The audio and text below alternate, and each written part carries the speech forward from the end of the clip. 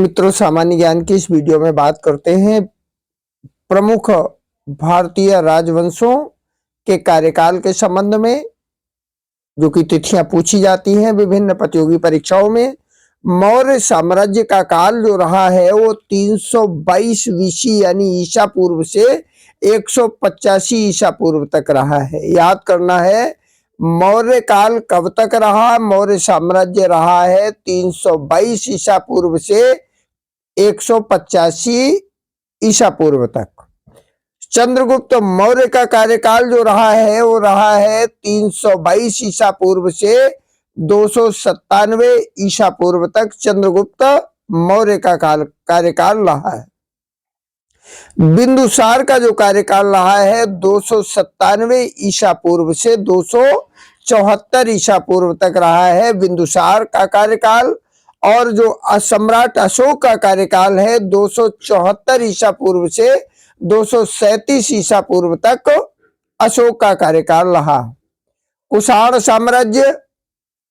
साम्राज्य का कार्यकाल रहा है 20 ईस्वी से 225 ईस्वी तक। एडी मीन्स ईस्वी सन और बीसी मीन्स ईसा पूर्व। कुषाण साम्राज्य 20 ईस्वी से 225 ईस्वी तक। इसके पश्चात कनिष्क का शासनकाल देखिएगा, ये समकालीन है। कनिष्क का शासनकाल 78 ईस्वी से 120 ईस्वी तक रहा। इसके पश्चात गुप्त साम्राज्य आ गया।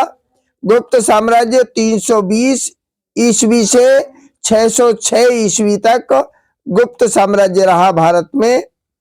चंद्रगुप्त प्रथम का कार्यकाल 320 ईस्वी से 330 ईस्वी तक चंद्रगुप्त प्रथम का कार्यकाल रहा। इसके पश्चात समुद्रगुप्त प्रथम का कार्यकाल 330 ईस्वी से 380 ईस्वी तक। इसके पश्चात चंद्रगुप्त द्वितीय का कार्यकाल 380 ईस्वी से 413 ईस्वी तक। तत्पश्चात वर्धन वंश 580 ईस्वी से 647 ईस्वी तक। वर्धन वंश में ही हर्षवर्धन आते हैं। 606 ईस्वी से 647 ईस्वी तक हर्षवर्धन का कार्यकाल रहा। इसके पश्चात मुस्लिम आक्रमणकारियों आतताइयों द्वारा इस भारत भूमि पर विविध प्रकार से आक्रमण किए गए, क्षेत्र विजित किए गए और जगह जगह अपने साम्राज्य स्थापित किए गए। गुलाम वंश उनमें से प्रमुख रहा। 1206 ईस्वी से 1290 ईस्वी तक गुलाम वंश का शासन रहा। इसमें प्रमुख रहा कुतुबुद्दीन ऐबक, जो कि 1206 से 1210 ईस्वी तक रहा। इसके पश्चात इसका दामाद गद्दी पर बैठा और 1210 से 1236 ईस्वी तक रहा। इसके बाद में मुगल काल आ गया। इतना याद कर लीजिएगा। नेक्स्ट फैक्ट आपको नेक्स्ट वीडियो में मिलेंगे। चैनल को सब्सक्राइब कर लीजिएगा।